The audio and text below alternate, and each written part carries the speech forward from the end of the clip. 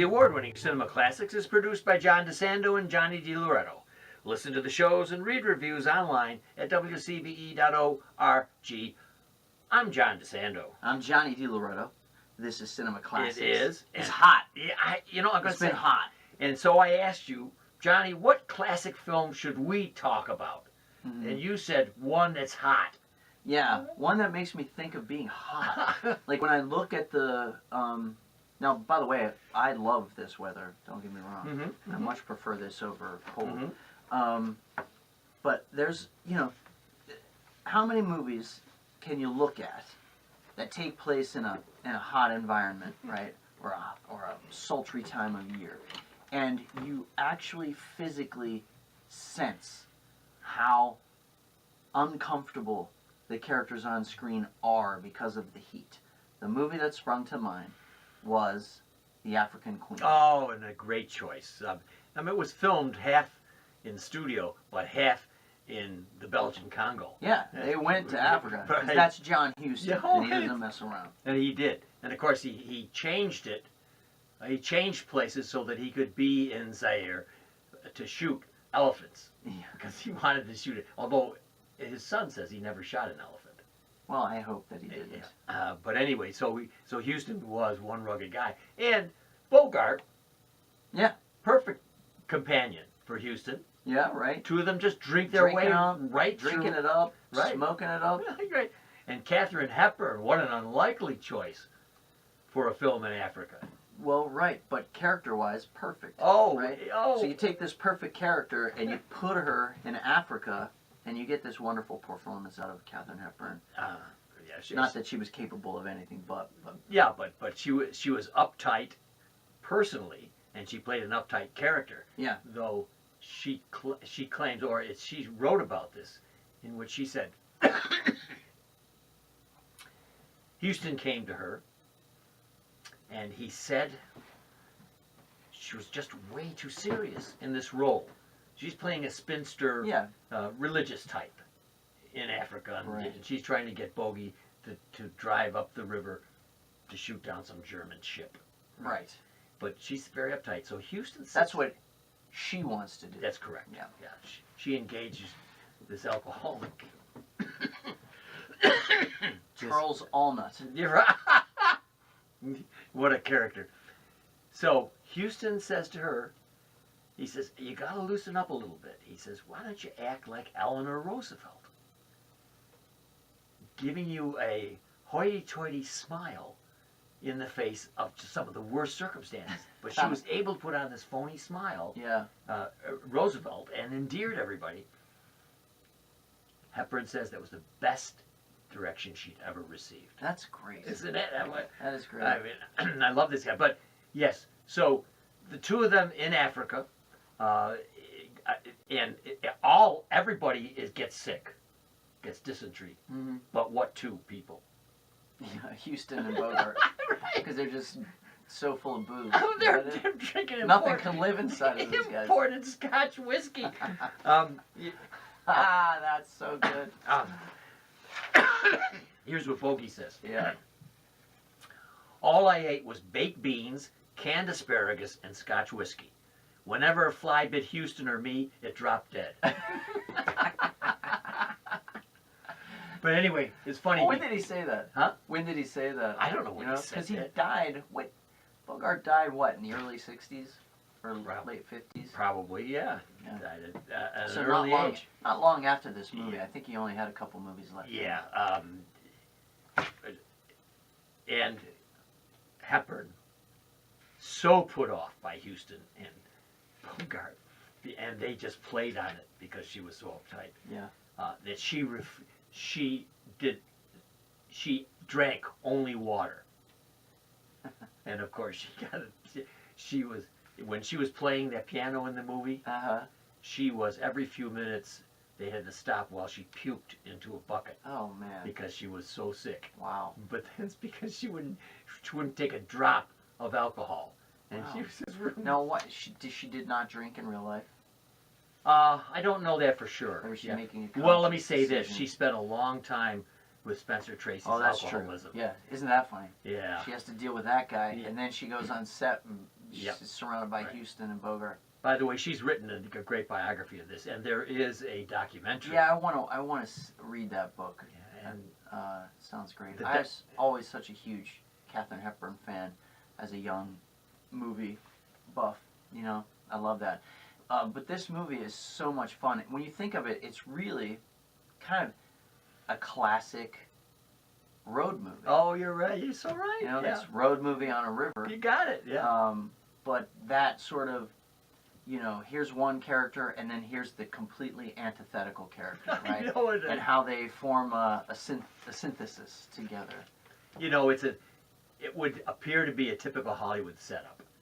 The minute you see them, you know they're going to connect. And yet, the way that Huston and they pull it off, along with James Agee, who came in to write, it's almost totally believable. Oh, yeah. Yet, I mean, they earn that connection. Oh, my God. And in Think fact, of the great road movies, you know, where you have two wildly dissimilar characters. The whole point of a road movie is to bring those two people together, right? Through this journey. Yep. You know, one of my favorite road movies is Midnight Run. Yeah. De Niro and Grodin. And when those guys come together at the end, there's something beautiful about it. Yeah. You know? It has to be done well. And you know, so good was this that this stellar actress, how many Oscars did she receive in her lifetime? He gets his only Oscar on this role.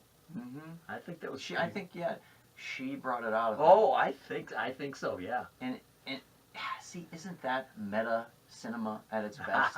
So, Katharine Hepburn, right, hates being around these guys. Yes. Just like her character initially hates being around Mr. Allnut. And meanwhile, her, you know, I don't know how often Bogart worked with an actress of her caliber, but really just one of the greats, right? And so she is slowly drawing out of him this really wonderfully nuanced performance. Yes. And so, I mean, one might argue that she gave him that Oscar. Oh, yeah. You know? Yeah, that's exactly what I was thinking about. Along those lines, accompanying them on this trip was Lauren Bacall. Oh, yeah. Right. So she was his... Well, that would account for the heat. Yeah. And she became lifelong friends with Kate Hepburn, the two of them together. And she was kind of like the camp mother. She would get things set up for them to eat and take care of them. Nice. And, you know, this is pretty nice because when Bogey was in Casablanca, there was all kinds of trouble with his wife on the set because of Ingrid Bergman, though I don't believe the two of them ever had anything going on. Now, wait, his first wife? Yes.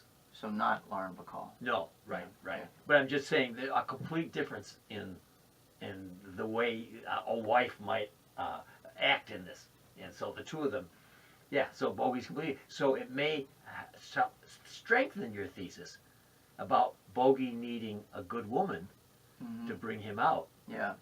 And also, when you think about that, creates another interesting dynamic, right? Because Lauren Bacall is so much younger. Yes. Definitely more of a screen sex symbol. Correct. Than Katharine Hepburn, particularly at that Yes. point in her career. Yes. This was what year? That's a good question. I did. Let's check. Yeah. I want to say. Guess. You guess. You guess what year, and I'm going to guess what year. 58. You say 58. I'm going to say 53. No, you'll get it right. Oh, hold on. I don't know that I'm going to get it right. Yeah. The African Queen, Google. Let's see. African Queen is 1952. Wow. Okay. So I was only 1 year old. You were only right. But anyway, that creates an interesting dynamic, I would imagine, right? Off screen, you have your sex symbol younger wife.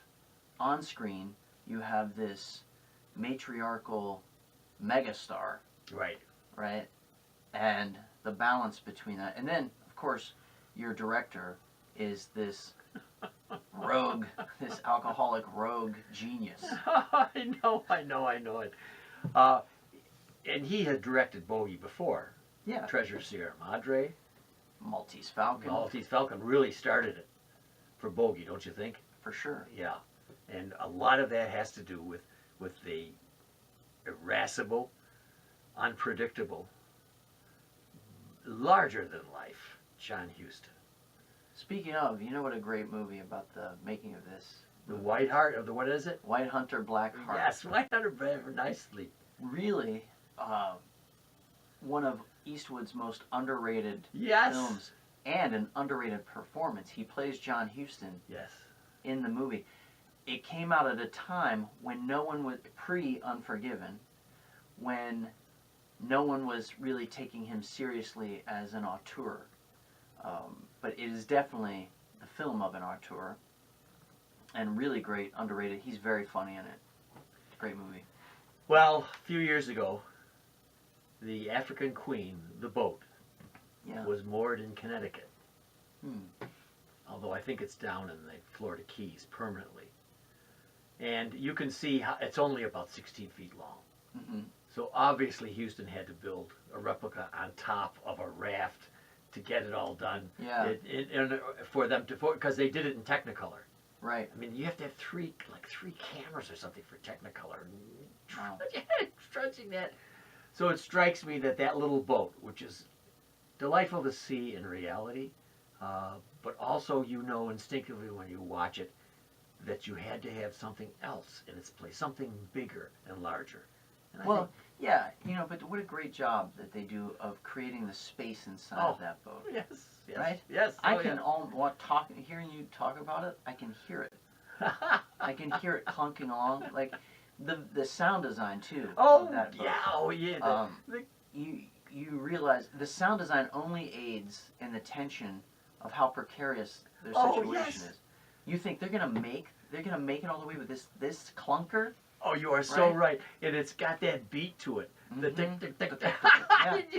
That reminds you of this thing. You know it's going to break down. Yeah. It's just a matter of when. You know you're going to see it's going to clunk to a halt, and there's going to be smoke, blue oil tinged smoke.